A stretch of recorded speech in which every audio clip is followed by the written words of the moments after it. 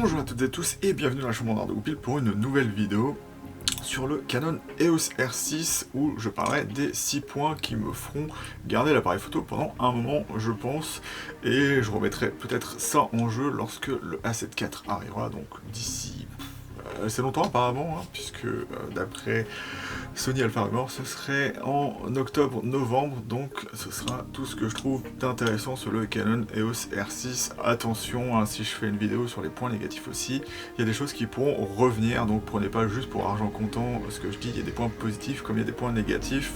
Peut-être dans le même point positif, il y aura un point négatif sur l'autre vidéo, donc je vais commencer tout de suite par la qualité d'image. Alors, moi ce que je dirais du Canon EOS R6, c'est que ça a un appareil qui est plutôt vraiment bien fait, qui fait pas forcément les choses beaucoup mieux que les autres, ou du moins avec des petits problèmes, mais il va faire tout de manière assez efficace pour que on l'oublie et que ce soit vraiment un appareil photo qui ne me gêne pas, et je me pose jamais de questions quand je l'utilise par rapport à ce qui aurait pu arriver si j'avais mon Fujifilm X-T4 ou le Nikon Z6. Donc ce premier point, bien que ce soit pas le meilleur capteur, je vais parler de la qualité d'image du Canon EOS R6. Et donc en termes de qualité d'image, c'est ce qu'on va recevoir dans l'appareil photo, à savoir que ça pourrait peut-être pas rentrer dans la qualité d'image, mais on a une très bonne qualité d'image, tout en ayant des fichiers assez petits en RAW non compressés. Alors on dit RAW non compressé, moi j'ai constaté lorsque je retouche des fois certaines photos du Canon EOS R6 qu'il y a quand même des petites compressions dans les fichiers. Donc voilà, mais ce qui va être assez intéressant, c'est qu'on a des fichiers au moins 2 fois plus petits, voire un petit peu plus petit que, vraiment pratiquement 3 fois plus petit que ce qu'on pourrait avoir avec le A7 III, et du coup c'est vraiment pratique puisqu'on peut prendre plein de photos avec le Canon EOS R6. Dedans j'ai une carte, je crois, qui est de 64, je crois, et c'est pratiquement infini avec le Canon EOS R6. La dynamique est pratiquement aussi bonne que ce qu'on pourrait avoir sur le A7 III. Donc ce que je vais dire, c'est que on voit lorsqu'on retouche qu'on a un petit peu plus sur le capteur du A7 III, notamment avec ses 24 millions de pixels, mais en comparaison avec les 20 millions de pixels du Canon EOS R6, c'est vraiment pas énorme, hein. À savoir que l'ajout, ça rajoute pas grand chose, par exemple en surface imprimable, donc si vous vous inquiétez de prendre un capteur 20 millions de pixels, c'est pas forcément un problème. C'est vrai que si vous avez un 6D Mark II, ça sera un petit peu compliqué de revenir à 20 mégapixels, mais moi les qualités en dynamique sont assez intéressantes, et en haut ISO pour pouvoir compter sur cet appareil photo si vous venez par exemple d'un 6D Mark II ou même d'un EOS RP. Et ce qu'il va y avoir aussi d'assez intéressant, c'est qu'on garde ce grain un peu velouté de chez Canon, donc c'est un peu cette signature avec cette colorimétrie qui est un peu plus facile à retoucher que chez Sony, ou du moins je dirais qu'elle est plus stable, la balance des blancs est beaucoup plus stable que chez Sony. Des fois ça peut juste partir à 1 chez Sony sur le A7 III notamment, ce qui est un petit problème. Et ce qu'on va avoir de différent par rapport aux anciennes générations de Canon, vous allez me dire à quoi ça sert la dynamique, un peu différemment de chez Sony. Avant, les capteurs Canon avaient tendance à avoir des noirs qui, dès qu'on essayait de les amplifier, avaient plein de bruit, donc on avait une certaine perte avec le capteur, ce qui n'est plus le cas ici. Le traitement d'image et le capteur en lui-même est assez bon pour qu'on ait des capacités vraiment similaires au A7 III, pas supérieures, mais la différence ne se verra absolument pas. Donc c'est pour ça que je trouve que c'est vraiment génial la qualité d'image de ce Canon EOS R6. En deuxième point, je vais parler de l'autofocus, et encore une fois, c'est pas forcément quelque chose qu'ils vont faire de mieux que Sony. Il y a des points qui sont mieux chez l'un et des points qui sont mieux chez l'autre. C'est ça que je retiendrai des deux. Il y a toujours des moments où, par exemple, mon A7 III fait des meilleures photos, des photos plus nettes que le Canon EOS R6. Il y a d'autres situations où le R6 sera meilleur, notamment parce qu'il a une meilleure sensibilité dans les noirs notamment. Donc par exemple, les choses sombres sont beaucoup plus facilement reconnues par le Canon EOS R6, et le cas échéant, c'est ça qui va être intéressant avec le focus ou l'autofocus du Canon EOS R6, c'est qu'on peut passer directement en focus manuel et corriger les défauts de focus, par exemple, que dû au fait qu'avec les collimateurs non en croix sur le R6, il y a certaines choses qu'il n'arrivera pas à détecter, et c'est normal, donc ça vous permet de beaucoup plus facilement revenir au point en utilisant la loupe. Ce qu'il faudrait utiliser par exemple sur la C3, c'est un bouton pour passer au focus manuel, donc déjà il est beaucoup plus pratique à utiliser. Et ce qu'il va y avoir aussi d'intéressant, c'est que son tracking d'objets étant peut-être pas aussi bon que ce qu'on pourrait avoir sur le real-time tracking, il faudra que je teste ça vraiment lorsque j'aurai la 7.4, donc du coup dans longtemps. Et donc peut-être que l'autofocus aussi sera amélioré sur le R6 d'ici là, mais c'est vraiment cette reconnaissance des yeux des animaux, surtout puisque la reconnaissance des yeux, Sony le fait bien, Canon le fait bien, donc il n'y a pas de problème là-dessus, mais la reconnaissance des animaux est vraiment très bonne là-dessus, des objets, tout ce qui est en mouvement est très bien reconnu par le Canon EOS R6 et R5 par définition, et c'est ça qui va vraiment être assez bluffant, quand même de loin, il voit un oiseau, une forme qui bouge, et il va réussir à dire « Ah voilà, c'est ça que tu veux », et ça marche plutôt bien. Et du coup, le cas échéant, ce qui est bien aussi sur les Canon, contrairement au Sony, c'est qu'on peut facilement passer du tracking d'objets au focus normal en appuyant juste sur un bouton sans avoir à retourner dans les menus. Donc le moins pratique, c'est bien évidemment Nikon de ce côté-là, mais ce sera quand même plus pratique que chez Sony sur cet appareil photo, et donc de manière générale l'autofocus est très simple à utiliser parce qu'il y a aussi l'ergonomie de l'autofocus qui va faire en sorte que l'appareil photo est bon, et l'autofocus est vraiment aussi très bon là-dessus. Le seul petit bémol que je pourrais mettre là-dessus, ça pourrait faire l'objet d'un point négatif, c'est que bien évidemment ça dépend beaucoup des objectifs, et je pense que ce sera bien meilleur avec des optiques L, ce qui est un petit peu dommage à mon goût. J'aimerais bien que tous les objectifs réagissent à peu près de la même façon, à défaut d'avoir des moteurs aussi rapides, mais vraiment les STM ne sont pas forcément les meilleurs pour avoir une très bonne précision d'autofocus. En troisième point, et ça va peut-être vous étonner parce que la vidéo fait beaucoup débat sur le Canon EOS R6, on n'arrête pas de lui lancer des tomates. J'ai déjà fait une vidéo de comparaison avec le A7 III, déjà la surchauffe du Canon EOS R6, donc là je suis dans une pièce où il fait 19 ou un peu moins de 19 degrés, le R6 ne surchauffera pas là-dessus, ou pas avant très longtemps, et le A7 III réagira exactement de la même façon. Alors, si vous êtes prêt à mettre l'argent pour avoir le A7S III, ou que vous voulez avoir l'A7C, le seul avantage bien évidemment de l'A7C par rapport au R6, ce sera ce sera de pouvoir avoir un enregistrement illimité. Voilà, j'y suis arrivé.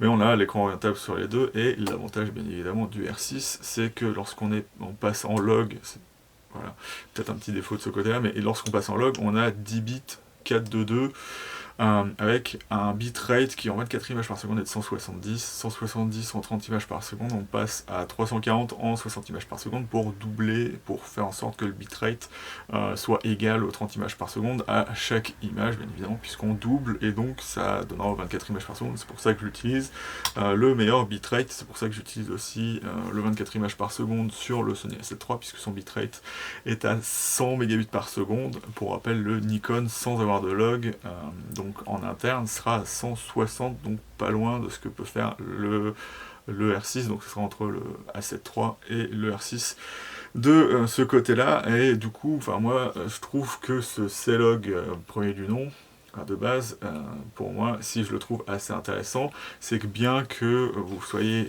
assez limité dans ce que vous faites, déjà vous avez le choix entre la matrice HDR, donc la BT 2020, et sinon vous avez BT 709, donc le truc le plus standard.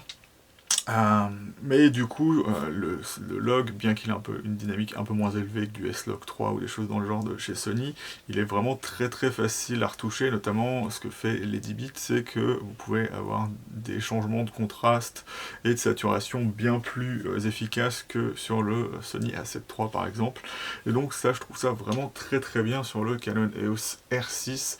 Comme je vous l'ai dit, il y a des défauts là-dessus, mais j'en parlerai bien évidemment dans une vidéo de défauts du Canon Canon EOS R6 ou de défauts en général, peut-être de choses chez Canon.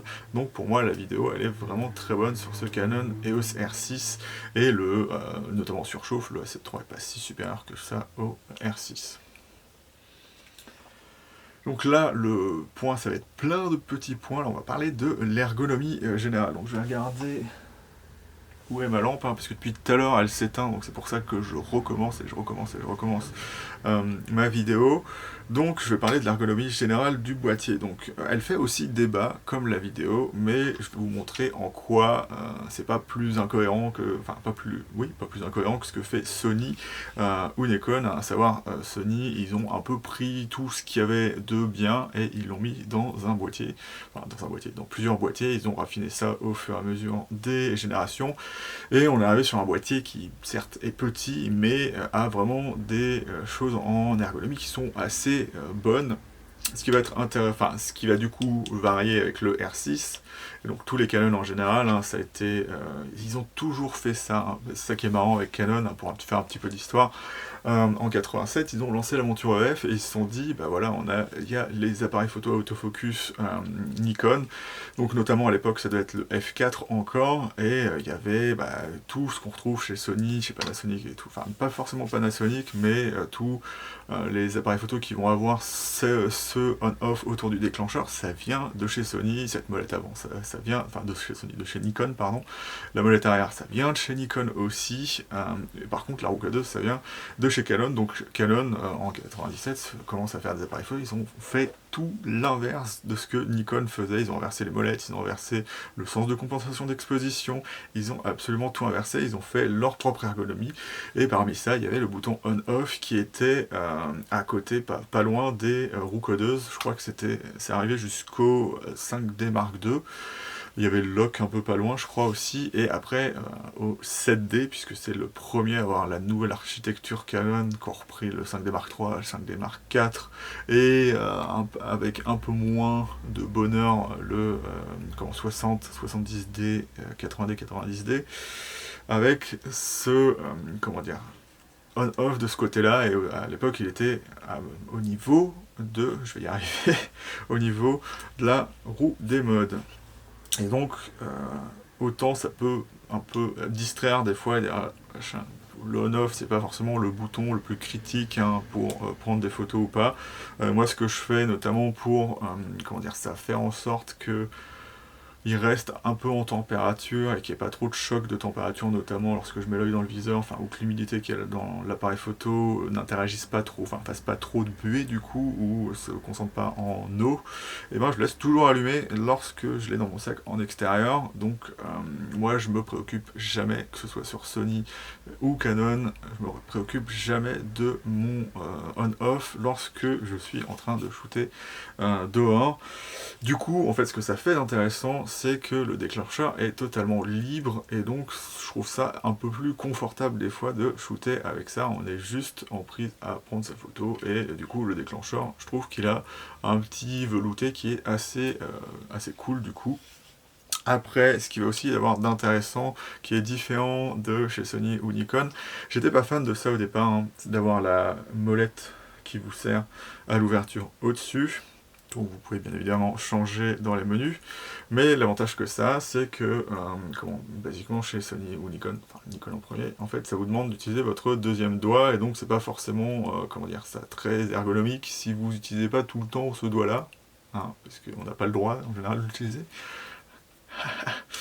Et donc ce que ça fait là, c'est qu'on peut utiliser le doigt du déclencheur pour directement changer l'ouverture. L'avantage que ça va avoir aussi, je sais pas si vous avez remarqué, c'est un peu comme sur la série des A6000, c'est qu'au final, vous avez un grip qui paraît plus gros, et qui est plus gros au final, parce que vous n'avez pas votre molette qui vous mange genre 5 mm au moins de grip, et donc on peut avoir un appareil photo du même gabarit qu'un Z6, donc un peu plus gros qu'un A7 III, qui reste avec un grip confortable et qui ressemble très pour très à une ergonomie de réflexe. Donc moi personnellement, quand je passe à Sony, j'aime bien la façon de pouvoir un peu vraiment prendre le boîtier sur toute sa superficie, mais c'est vrai que quand je passe de l'un à l'autre, ça fait un peu étrange, et le Canon est, deux bases beaucoup plus ergonomiques, je trouve, et plus faciles à prendre en main, notamment parce que vous allez moins vous fatiguer grâce à, je sais pas s'il va réussir à faire la mise au point, à ça en fait. La découpe qui est là, en fait, ça a toujours été, enfin, c'est depuis très longtemps chez Canon, et en fait, elle est très ergonomique parce que,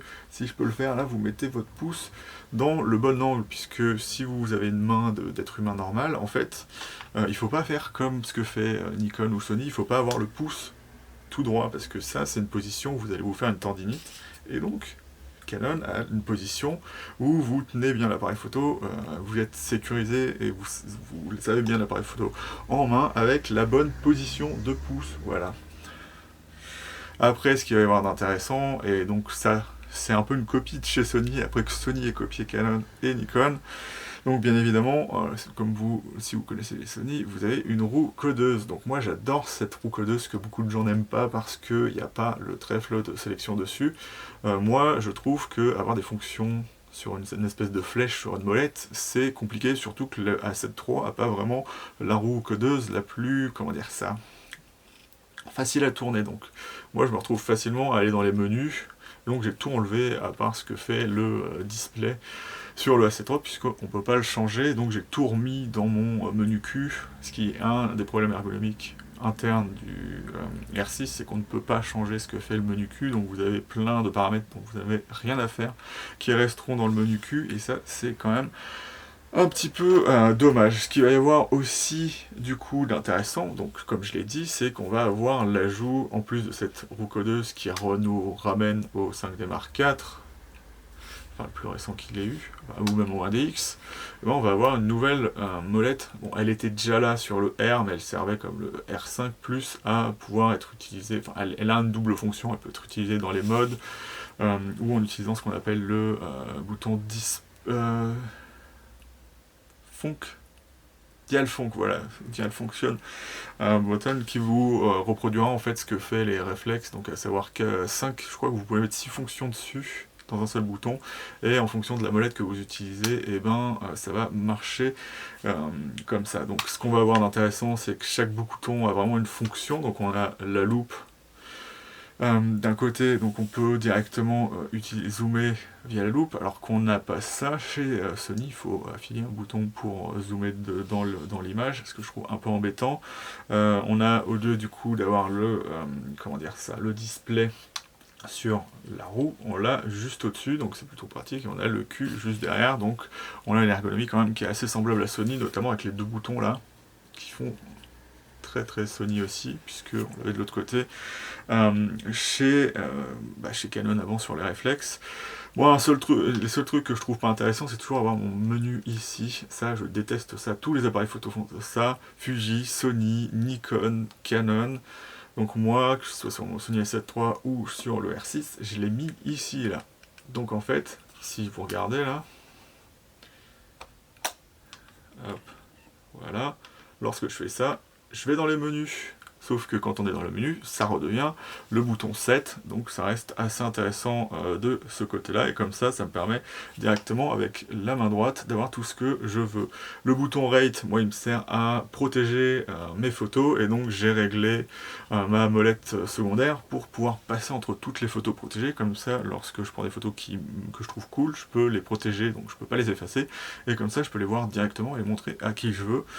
Donc encore une fois, des astuces ergonomiques qui sont vraiment très intéressantes sur le Canon EOS R6. On a aussi le bouton de lock qui va être bien, parce que notamment moi je laisse les ISO là-dessus, puisque je règle mes deux paramètres qui sont les plus importants là-dessus, donc la vitesse et l'ouverture, donc enfin les plus importants, ceux qu'on règle le plus en général lorsqu'on fait des photos.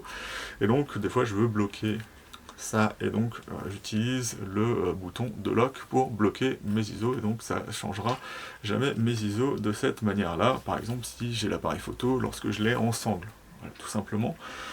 Après, ce qui va être aussi intéressant, c'est bien évidemment cet écran orientable. Alors bien évidemment, il y a des gens qui vont dire c'est pas pratique parce que on peut pas prendre des photos, en fait on peut pas faire des photos volées des gens, c'est ça en gros le principe, c'est que si on est comme ça là, le problème que vont avoir les gens, voilà comme ça, et ben c'est qu'on peut perdre son horizon si on fait attention, on ne perd pas son horizon, et c'est quand même plus pratique que de ne pas avoir un écran orientable. Sur le Sony, j'en ai pas. J'ai ce Ulanzi, donc le miroir, qui est vraiment une grosse daube, hein, au final. Là, je me vois à peu près net, je sais pas, je sais que la vidéo est très piquée, parce que je suis sur ce super 20 mm, et donc c'est basiquement les optiques Sony qui font aussi que je vais rester chez Sony, en plus de Canon. Mais là, l'écran orientable, c'est vraiment quelque chose toujours très utile, allié à un écran qui, à défaut d'être très très défini, il est quand même de qualité, et il est super tactile, hein, donc dès que voilà, il va vouloir prendre une photo. Mais tout se fait assez vite. Quand j'ai l'œil dans le viseur, comment la sélection de collimateur se fait quand même de manière assez vraiment très très rapide, contrairement à chez Sony ou même chez Nikon. Et on a aussi la dernière pièce dont je vais parler dans l'ergonomie générale du boîtier, c'est le viseur qui, à défaut d'être le plus défini du marché, moi je trouve, contrairement à l'avis général des gens, un peu meilleur que celui de Nikon, parce que ça me paraît quand même de voir un peu mieux la netteté dedans. Ce qui est assez étrange, c'est que l'optimisation des viseurs Nikon et Canon sont faits pour avoir une visée un peu plus naturelle, alors que Sony vous donnera plus un aperçu vraiment du piqué de la photo que vous aurez au final sur votre ordinateur. Donc il y a des qualités et des défauts à tous. Le problème du Sony, c'est bien évidemment d'avoir sa définition baissée, je ne sais pas par combien, mais ça devient très très moche lorsqu'on fait l'autofocus en photo. Donc voilà, ce viseur est vraiment très très bien. Ce qui va être aussi intéressant, c'est qu'on n'est pas distordu, enfin, pas beaucoup. On a légèrement ce qu'on appelle la pink cushion, donc ça va être un peu... les coins seront plus écartés que le centre. Mais de manière générale, le viseur est vraiment très bien, on a les 120 images par seconde. Ce qui est assez marrant, c'est que je ressens plus l'effet des 120 images par seconde sur l'écran arrière que dans le viseur, mais c'est juste une impression personnelle. Et on a une magnification de 0,76%, ce qui est plutôt pas mal, hein. Sony fait quand même mieux et Nikon fait mieux, mais le viseur est vraiment très agréable du coup, parce qu'on a quand même un relief d'œil assez important du coup, parce que en général plus le viseur va être petit, plus il pourra être vu de loin s'il est bien fait, bien évidemment. Donc voilà, j'ai passé très longtemps sur l'ergonomie, mais c'est vraiment juste très très bien, du moins en photo, hein, parce que l'implémentation de la vidéo, c'est une chose qui pourrait être mieux faite sur le Canon EOS R6. Donc on va passer du coup au 4e point, je crois, non, au 5e point. Oui, parce que je sais compter. Donc je vais parler vite fait, cette fois ça sera un peu plus rapide. L'obturateur du Canon EOS R6, donc si vous voulez utiliser un appareil photo en obturateur manuel, alors vous allez dire l'intérêt du mirrorless c'est de faire de l'obturateur électronique. Oui, parce que vous pouvez faire des photos silencieuses, donc vous ne dérangez pas les gens, mais le problème c'est que c'est à des moments où l'obturateur électronique ne peut pas vraiment vous aider, ce qui est assez étrange. C'est qu'en général, l'obturateur électronique, il sera très utile pour pas faire de bruit dans des spectacles ou quoi que ce soit, mais c'est l'endroit où il réagira le moins bien, puisque le flickering comment dire ça, la façon dont réagissent les lumières, hein, notamment celles qui vont avoir une fréquence tout simplement d'affichage, voilà, que l'œil humain ne voit pas, mais que les appareils photo voient, ben vous allez le voir très nettement, parce que la lecture du capteur fera qu'une ligne sur deux, vous aurez, comme vous avez la lumière qui clignote très très vite, en fait, comme la lecture, comme ça, au lieu d'avoir juste une image qui se prend, et en fait il l'extrapole, je sais pas comment, enfin, mais il arrive à lire tous les pixels en même temps, normalement, lorsque vous le prenez avec l'obturateur mécanique, et ben là, vous allez voir, vous allez avoir une ligne avec la lumière avec, la lumière sans, la lumière avec, la lumière sans, donc c'est un petit problème de ce côté-là. Et donc si vous aimez prendre à l'obturateur mécanique mais pas faire de bruit, et vraiment que ce soit confortable, que ça bouge pas beaucoup, et ben le R6 est vraiment génial de ce côté-là, c'est feutré, on ne sent pas le deuxième rideau, ou le premier rideau, plutôt dans ce sens-là, alors que c'est pour ça que chez Sony on a un obturateur premier rideau électronique, c'est que on a vraiment, ça fait voilà, enfin, c'est un peu caricatural, mais ça fait vraiment un truc comme clac clac. Et donc, ce qui est marrant, c'est que du coup, le R6 est beaucoup plus gros, enfin, un peu plus gros que le A7 III, mais lorsqu'on prend des photos, il est tout doux et feutré, et il a on a une impression de douceur qu'on n'a pas avec le A7 III. C'est pratiquement du niveau à taper avec un marteau, enfin, sur un clou avec le A7 III. Hein. C'est vraiment à ce niveau-là, et donc du coup c'est vraiment très très bien l'obturateur mécanique sur le R6. Je serais un peu plus mesuré sur l'obturateur électronique parce que la lecture du capteur n'est pas vraiment très très bonne sur le R6. Le R5 fera beaucoup mieux de ce côté-là, donc si vous voulez un appareil photo pour faire de la de l'obturateur électronique, ce sera quand même mieux avec le Canon EOS R5. Si vous voulez juste savoir pour moi lequel obturateur mécanique est le meilleur, ça va être celui du Fujifilm X-T4 qui fait que avec la stabilisation qui va être vraiment très très bonne, on se retrouve à pouvoir faire des photos de 3 secondes. J'ai déjà fait ça avec le 16 mm de 8, de réussir à avoir genre 3 sur 4 net, donc c'est vraiment assez génial avec une stabilisation. Mais c'est pas le sujet, on parle pas du X-T4, mais c'est pour dire les qualités qu'il peut avoir, et lui il arrive en deuxième, mais c'est vraiment juste génial, hein, le Canon EOS R6 de ce côté-là. Après, en 6ème point, et je viens de m'apercevoir du coup qu'il y aura un 7ème point derrière, donc pour finir, un petit bonus, hein, j'ai dit 6, mais il y aura 7 au final, ça va être toutes les options qu'on va avoir et comment elles seront dans le Canon EOS R6. Donc je vais pas parler des menus parce que les menus sont pas super, hein. Mais ça semble être, général, bien que les menus soient assez intéressants dans le Canon EOS R6, parce que l'avantage, c'est que vous pouvez tout faire en tactile, contrairement au Sony, ce qui le rend déjà de prime abord plus pratique, mais ce qui va être intéressant, c'est que avec ça, je peux passer les pages, avec ça, je peux passer les onglets, et avec ça, je peux aller dans les trucs. Ce que ne fait pas Sony, pourrait profiter de ça pour pouvoir vous faire naviguer correctement dans le menu, mais c'est pas possible, mais c'est pas ça dont je voulais parler. Ce qui est intéressant sur le R6, c'est qu'il va avoir des capacités supplémentaires par rapport à d'autres appareils photo, ou copier des capacités intéressantes d'autres appareils photo que vont pas avoir la plupart des autres appareils photo. Donc, je dis beaucoup appareils photo. Par exemple, il va avoir la capacité de faire du vidéo time-lapse. Je crois que c'est... chez Sony, ça doit être arrivé depuis le A7R4, me semble-t-il.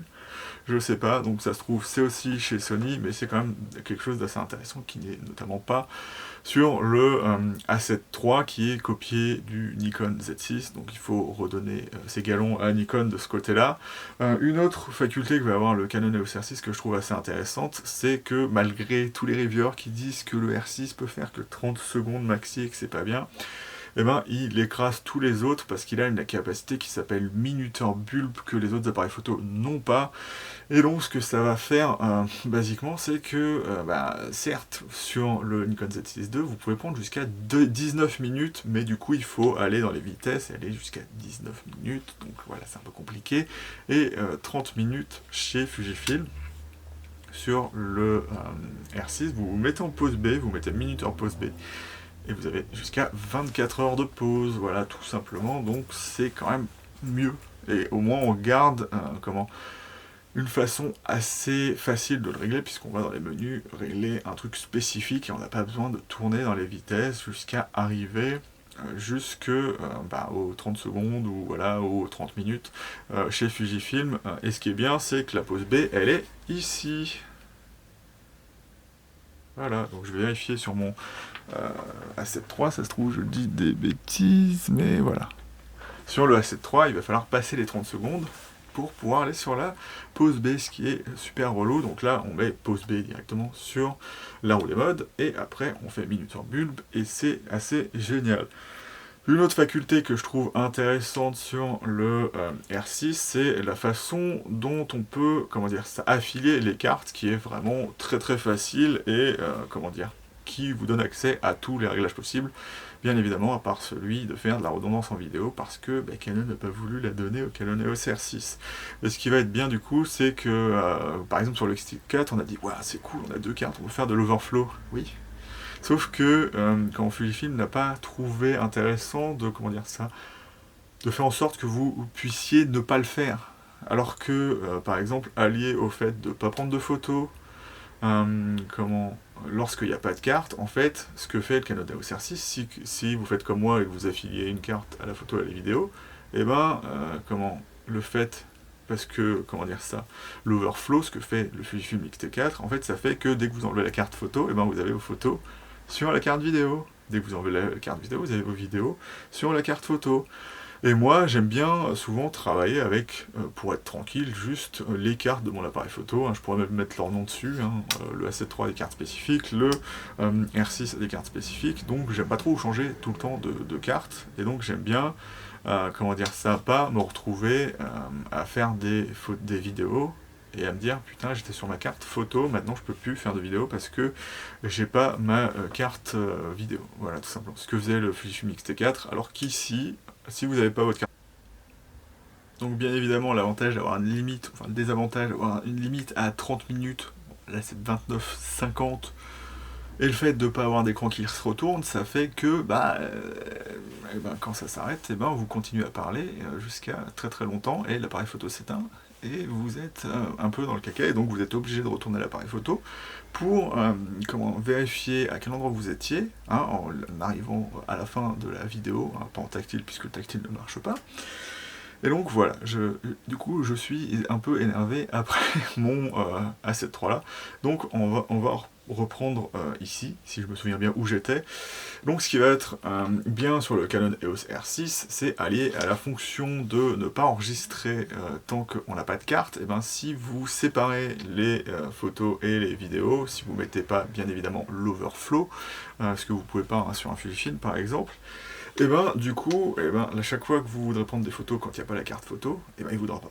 Tout simplement. Donc c'est cool et c'est simple d'utilisation, c'est compréhensible et comment vous allez me dire, c'est quoi le problème avec le Fuji? C'est que déjà, en fait, il y a un autre problème avec le fait de faire de l'overflow, c'est que dès que vous enlevez une carte, ça va affilier ce que vous faisiez, donc photo et vidéo, sur la même carte, au lieu d'avoir les choses séparées si c'était pas le cas.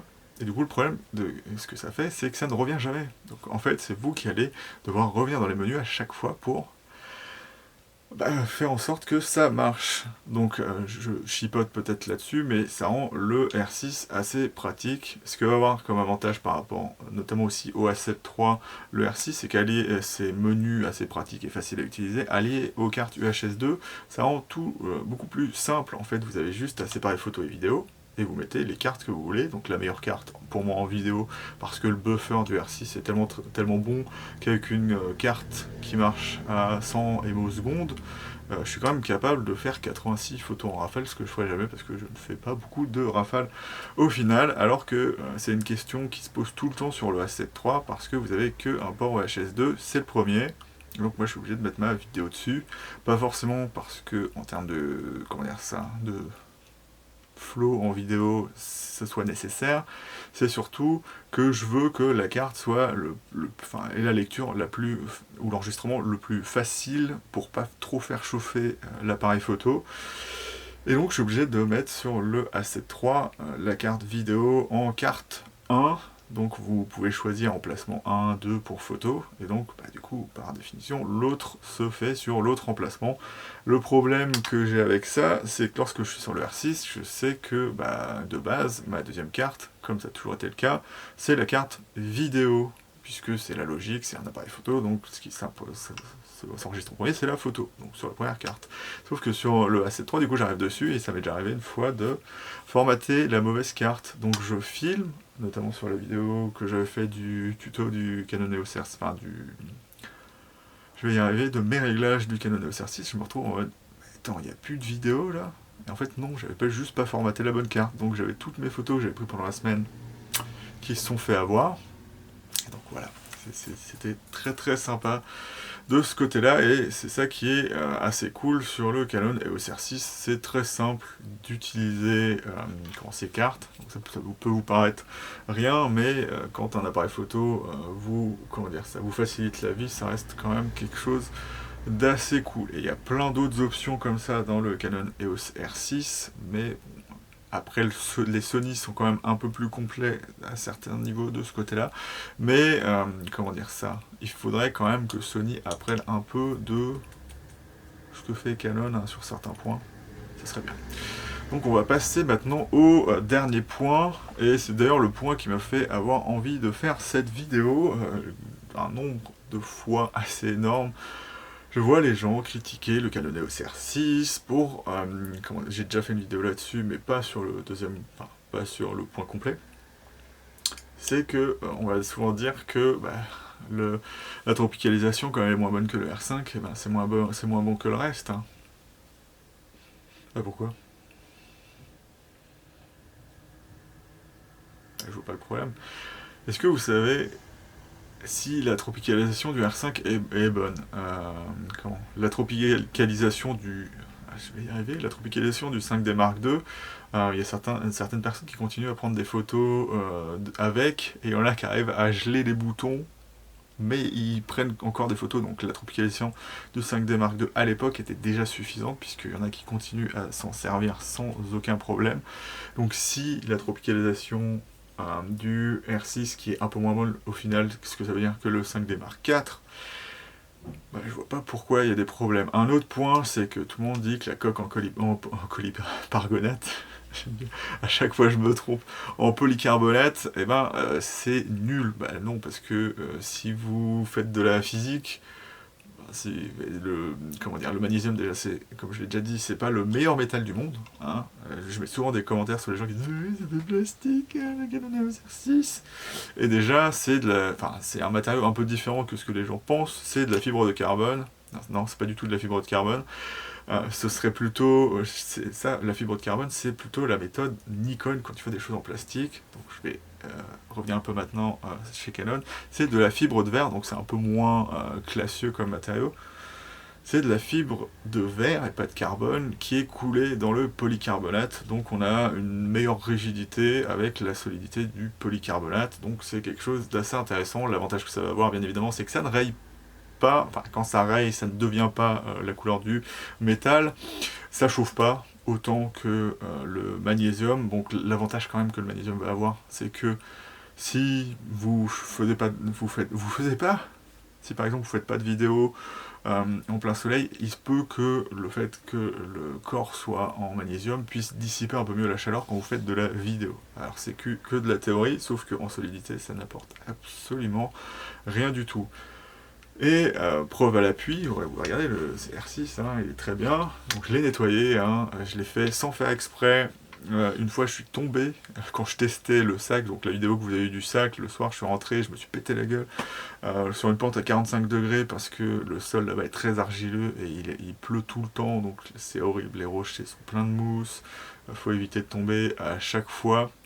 D'ailleurs il y a plein de roches, je suis là, Et donc j'avais l'appareil photo en main parce que je faisais des photos, donc c'était pas le moment où je faisais des vidéos, puisqu'il y a toujours comme 1 heure ou 2, je fais toujours 1 heure de vidéo, et en général je fais 2 ou 3 heures de photos, puisque après il faut que je prenne mon temps et que je me fasse